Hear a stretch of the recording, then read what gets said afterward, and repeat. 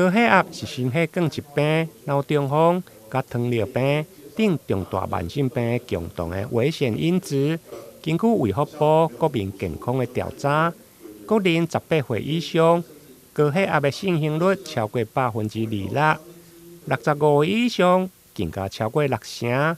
不过高血压的控制达标率却只有50%，显示半数的国人欠缺正确的血压控制的观念。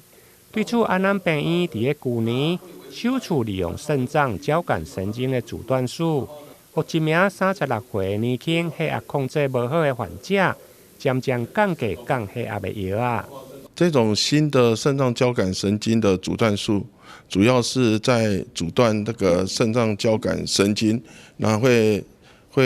影响到这个肾脏的荷尔蒙的分泌。那我们知道肾脏这个荷尔蒙啊，其实是一个很强的血管收缩剂，所以在高血压上的这个机转呢，事实上扮演重要的角色。那透过这样的交感神经阻断，减少这个荷尔蒙的分泌，那进一步呢，可以让患者的血压获得控制。过去这个治疗主要就是在针对一些药物比较难控制的高血压，也就是所谓的我们说顽固型或难治型高血压。那这一类的患者通常可能即使吃了4到5种药物，他的血压还是很难控制。那临床上发现，这样的患者呢，如果辅助这样的治疗呢，事实上他的血压呢可以进一步再降10到20毫米汞柱。那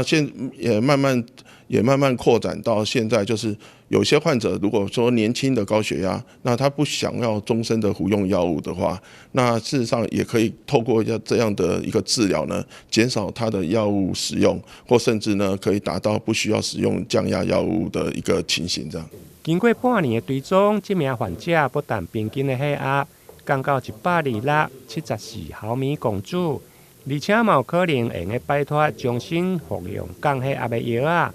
不过，因为这项的手术必须要自费，对着高血压合并并发症，或者是顽固性较歹治的高血压，以及无法度按时规律的食药的患者，拢会用考虑这项的手术。